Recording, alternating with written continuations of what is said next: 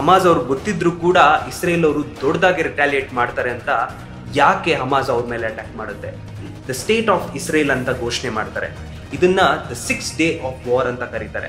War ಮಾಡಿದ್ರೆ ಎಲ್ಲಿ ಇನ್ನಷ್ಟು ಲ್ಯಾಂಡ್ ನ ಇಸ್ರೇಲ್ ಅವರು ಅಕ್ವೈರ್ ಮಾಡ್ಕೊಂತಾರೆ ಅನ್ನೋ ಭಯ ಕೂಡ ಇತ್ತು.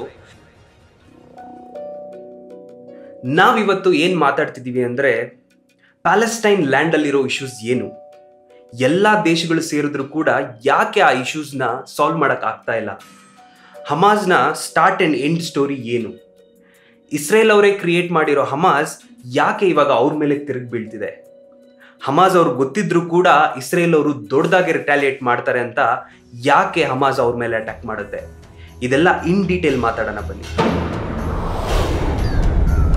ಬ್ರಿಟಿಷ್ ಅವರು ಹೋಗಾದ್ಮೇಲೆ ಇವರೆಲ್ಲ ಇಶ್ಯೂಸ್ UN ಅವ್ರಿಗೆ ಟ್ರಾನ್ಸ್ಫರ್ ಆಗುತ್ತೆ.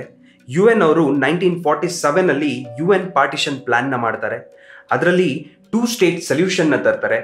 45% ಆಫ್ ದ ಲ್ಯಾಂಡ್ ಏನಿದೆ ಅದು ಪ್ಯಾಲೆಸ್ಟೈನ್ಗೆ ಹೋಗುತ್ತೆ, 55% ಆಫ್ ದ ಲ್ಯಾಂಡ್ ಏನಿದೆ ಅದು ಇಸ್ರೇಲ್ಗೆ ಹೋಗುತ್ತೆ. ಆ್ಯಂಡ್ ಜೆರೂಸಲೆಮ್ನ ಇವರು UN ಅವ್ರ ಕಂಟ್ರೋಲಲ್ಲಿ ಇಟ್ಕೊತಾರೆ. ಸೊ UN ಪಾರ್ಟಿಷನ್ ಪ್ಲಾನ್ನ ಒನ್ಸ್ ಪಾಸ್ ಮಾಡಾದ್ಮೇಲೆ ಇದನ್ನ ಇಸ್ರೇಲ್ ಅವರು ಅಗ್ರಿ ಮಾಡ್ಕೊತಾರೆ, ಬಿಕಾಸ್ ಅವ್ರಿಗೂ ಕೂಡ ಅದೇ ಬೇಕಾಗಿರುತ್ತೆ. ಇದರಲ್ಲಿ ಅರಬ್ಸ್ ಇದಾರಲ್ವಾ, ಅವ್ರು ಬಂದ್ಬಿಟ್ಟು ಇದನ್ನ ಡಿಸ್ಅಗ್ರಿ ಮಾಡ್ತಾರೆ, ಬಿಕಾಸ್ ಅವರು 2 state ಸೊಲ್ಯೂಷನ್ನ ಡಿಮಾಂಡ್ ಮಾಡಿರಲ್ಲ. ಅವ್ರಿಗೆ ಬೇಕಾಗಿರೋದು 1 state plan. So 2 state solution ಅಂತ ಹೇಳಿದ್ರೆ 2 ನೇಷನ್ ಕ್ರಿಯೇಟ್ ಆಗುತ್ತೆ. ಒಂದು ಬಂದು ಇಸ್ರೇಲ್ ಆಗುತ್ತೆ, ಒಂದು ಪ್ಯಾಲೆಸ್ಟೈನ್ ಆಗುತ್ತೆ.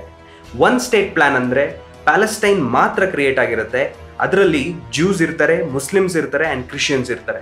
ಬಟ್ ಮುಸ್ಲಿಂ ಅವರ ಲಾ ಫಾಲೋ ಆಗುತ್ತೆ. ನೀವು ನೋಟಿಸ್ ಮಾಡಿರ್ತೀರಾ, ಪ್ಯಾಲೆಸ್ಟೈನ್ ಮತ್ತೆ ಇಸ್ರೇಲ್ ಪ್ರಾಬ್ಲಮ್ಸ್ ಅಂತ ಬಂದಾಗೆಲ್ಲ ಎಲ್ಲಾ ದೇಶಗಳು ಒಂದೇ ಸೊಲ್ಯೂಷನ್ ಕೊಡೋದು, ಅದು 2 state ಸೊಲ್ಯೂಷನ್.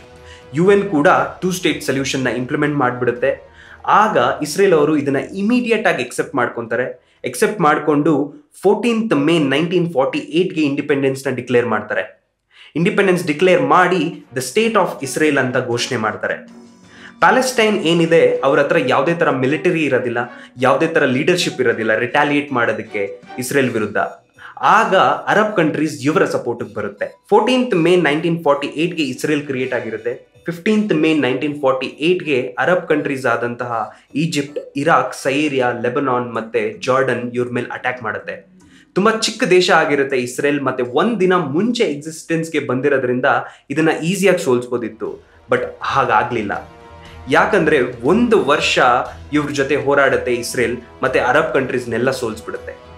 ಸೊ ಅರಬ್ಸ್ ಅವ್ರನ್ನ ಸೋಲ್ಸ್ ಆದ್ಮೇಲೆ UN ಪಾರ್ಟಿಷನ್ ಪ್ಲಾನ್ ಅವ್ರು ಏನ್ 55% ಲ್ಯಾಂಡ್ ಕೊಟ್ಟಿರ್ತಾರೆ, ಅದಕ್ಕಿಂತ ಹೆಚ್ಚು ಲ್ಯಾಂಡ್ ನ ಇವರು ಅಕ್ವೈರ್ ಮಾಡ್ಕೊಳಕ್ ಶುರು ಮಾಡ್ತಾರೆ. ಒನ್ಸ್ ಅರಬ್ ಅವರು ಮತ್ತೆ ಇಸ್ರೇಲ್ ಅವ್ರ ವಾರ್ ಮುಗ್ದಾದ್ಮೇಲೆ ಒಂದು ಅಗ್ರಿಮೆಂಟ್ ಆಗುತ್ತೆ, ಅದು ಆರ್ಮಿಸ್ಟಿಕ್ ಅಗ್ರಿಮೆಂಟ್ 1949 ಅಂತ. ಈ ಅಗ್ರಿಮೆಂಟ್ ಅಲ್ಲಿ ಒಂದು ಗ್ರೀನ್ ಲೈನ್ ಕ್ರಿಯೇಟ್ ಆಗಿರುತ್ತೆ. ಆ ಗ್ರೀನ್ ಲೈನ್ ನೀವು ಮ್ಯಾಪ್ ಅಲ್ಲಿ ನೋಡ್ಬೋದು. ಆ ಗ್ರೀನ್ ಲೈನ್ ಪ್ರದೇಶ ಏನಿದೆ, ಈ ಕಡೆ ಬ್ರೌನ್ ಅಲ್ಲಿ ಇರೋದು ಈಜಿಪ್ಟ್ ಅಕ್ವೈರ್ ಮಾಡ್ಕೊಳ್ಳುತ್ತೆ, ಪರ್ಪಲ್ ಅಲ್ಲಿ ಇರೋದು ಜಾರ್ಡನ್ ಅವರು ಅಕ್ವೈರ್ ಮಾಡ್ಕೊಂತಾರೆ. ಜಾರ್ಡನ್ ಅವರು ಅದಕ್ಕೆ ವೆಸ್ಟ್ ಬ್ಯಾಂಕ್ ಅಂತ ಹೆಸರಿಡ್ತಾರೆ, ಬಿಕಾಸ್ ಆ ರಿವರ್ ಏನ್ ಹೋಗುತ್ತೆ ಜಾರ್ಡನ್ ರಿವರ್, ಅದು ವೆಸ್ಟ್ ಸೈಡ್ಗೆ ಈ ಪ್ರದೇಶ ಇರುತ್ತೆ. ಸೊ ಅದಕ್ಕೆ ಅದನ್ನ ವೆಸ್ಟ್ ಬ್ಯಾಂಕ್ ಅಂತ ಕರೀತಾರೆ. ಇಸ್ರೇಲ್ ಅವರು ಮತ್ತೆ ಈ ಪ್ಯಾಲೆಸ್ಟೈನ್ ವಾರ್ ಇದೆಯಲ್ವಾ, ಅದು ತುಂಬಾ ವರ್ಷಗಳಿಂದ ನಡ್ಕೊಂಡು ಬಂದಿದೆ ಅಂಡ್ ಇವಾಗ್ಲೂ ಕೂಡ ನಡೀತಿದೆ. ಸೊ ಇದನ್ನ ದ ಕರ್ಸ್ಡ್ ವಾರ್ ಅಂತ ಕೂಡ ಕರೀತಾರೆ. ಇದೆಲ್ಲ ಆದ್ಮೇಲೆ ಪ್ಯಾಲೆಸ್ಟೈನ್ ಅವ್ರಿಗೆ ಒಂದು ಚೂರು ಜಾಗ ಸಿಕ್ಕಿರೋದಿಲ್ಲ. ಒಂದ್ ತರದಲ್ಲಿ ಪ್ಯಾಲೆಸ್ಟೈನ್ ಅನ್ನೋ ದೇಶನೇ ಉಳಿದಿರೋದಿಲ್ಲ. 7 ಲಕ್ಷ ಜನ ಪ್ಯಾಲೆಸ್ಟೈನಿಯನ್ಗಳು ರೆಫ್ಯೂಜಿಗಳಾಗೋಗ್ತಾರೆ. ಆ ದಿನನ ಇವತ್ತಿಗೂ ಕೂಡ ದ ನಕ್ಬಾ ಡೇ ಅಂತ ಕರೀತಾರೆ. ಅರಬ್ ಅವರು ಇಷ್ಟು ಸಪೋರ್ಟ್ ಮಾಡ್ತಿದ್ರು ಪ್ಯಾಲೆಸ್ಟೈನಿಯನ್ಗಳಿಗೆ, ಯಾಕೆ ಅವ್ರಿಗೆ ಸಿಟಿಸನ್ಶಿಪ್ ಕೊಟ್ಟಿಲ್ಲ? ಇನ್ಫ್ಯಾಕ್ಟ್ ಅವರು ಸಿಟಿಸನ್ಶಿಪ್ ಲಾಸ್ ನ ಇನ್ನ ಸ್ಟ್ರಿಕ್ಟ್ ಮಾಡ್ತಾ ಹೋಗ್ತಾರೆ. ಇನ್ನೊಂದ್ ಕಡೆ UN ಅವರು ಕಾನ್ಸ್ಟೆಂಟ್ ಪ್ರೆಷರ್ ಹಾಕ್ತಾ ಇರ್ತಾರೆ ಇಸ್ರೇಲ್ ಅವ್ರ ಮೇಲೆ, ನೀವು 2 state ಸೊಲ್ಯೂಷನ್ ನ ಫಾಲೋ ಮಾಡಿ ಅಂತ.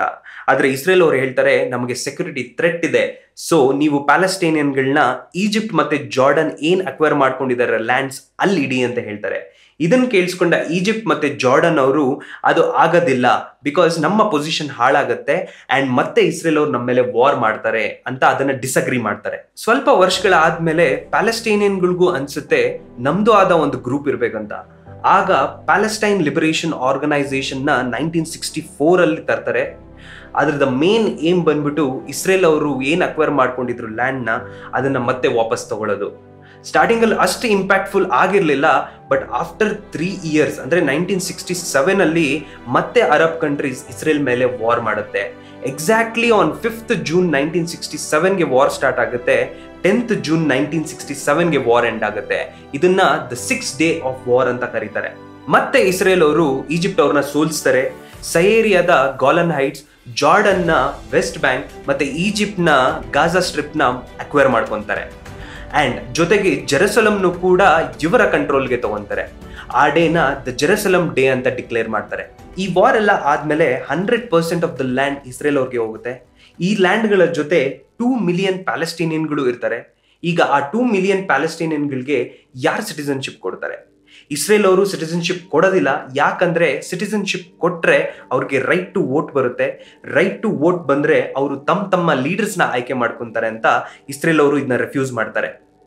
ಸೊ ಇವಾಗ ಇಸ್ರೇಲ್ ಅವರು 2 ಮಿಲಿಯನ್ ಪ್ಯಾಲೆಸ್ಟೀನಿಯನ್ಗಳನ್ನ ಓಡ್ಸಕ್ಕೂ ಆಗಲ್ಲ, ಇಟ್ಕೊಳ್ಳೋಕ್ಕೂ ಆಗೋದಿಲ್ಲ, ಅಥವಾ ಸಾಯಿಸೋದಕ್ಕೂ ಆಗೋದಿಲ್ಲ. ಸೊ ಇದಕ್ಕೆ ಏನ್ ಮಾಡ್ತಾರೆ ಇಸ್ರೇಲ್ ಅವರು, ಪ್ಯಾಲೆಸ್ಟೀನಿಯನ್ಗಳು ಎಲ್ಲೆಲ್ಲಿದ್ದಾರೆ ಅಲ್ಲೆಲ್ಲ ಐಡೆಂಟಿಫೈ ಮಾಡಿ ಆ ಪ್ಲೇಸಸ್ನ ಅಲ್ಲಿ ಮಿಲಿಟರಿನ ಇಡ್ತಾರೆ.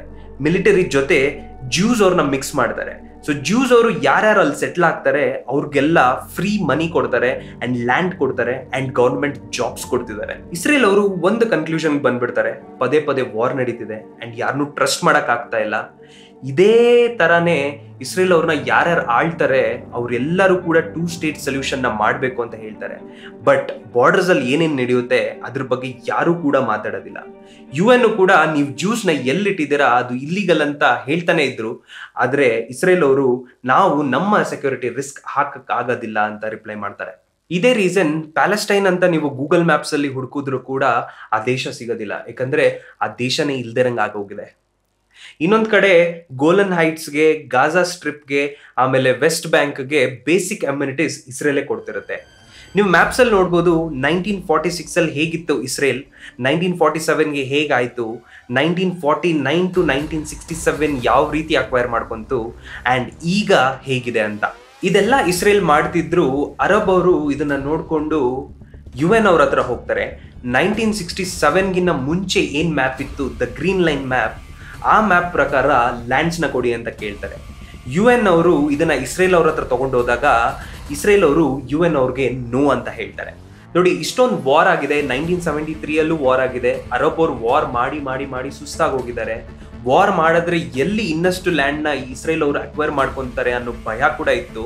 ಸೊ ಅದಕ್ಕೆ ಅರಬ್ಸ್ ಅವ್ರು ಏನ್ ಮಾಡ್ತಾರೆ, ಇಸ್ರೇಲ್ ಅವ್ರ ಜೊತೆ ಒಂದು ಪೀಸ್ ಅಗ್ರಿಮೆಂಟ್ಗೆ ಬರ್ತಾರೆ. ಪೀಸ್ ಅಗ್ರಿಮೆಂಟ್ ಆದ್ಮೇಲೆ ಪ್ಯಾಲೆಸ್ಟೀನಿಯನ್ಗಳು ಏನ್ ಮಾಡಿದ್ರು, ಪ್ಯಾಲೆಸ್ಟೀನಿಯನ್ ಎಲ್ಲಿ ಹೋದ್ರು, ಇದೆಲ್ಲ ವಿಷಯ ನಾನು ನೆಕ್ಸ್ಟ್ ಪಾರ್ಟ್ ವಿಡಿಯೋದಲ್ಲಿ ಹೇಳ್ತೀನಿ ನಿಮಗೆ. ಸೊ ಅಲ್ಲಿವರೆಗೂ ಸಬ್ಸ್ಕ್ರೈಬ್ ಮಾಡಿ, ಶೇರ್ ಮಾಡಿ, ನಿಮ್ಮ ಒಪಿನಿಯನ್ನ ಕಮೆಂಟ್ ಬಾಕ್ಸಲ್ಲಿ ಹಾಕಿ. Till then watch Dixit.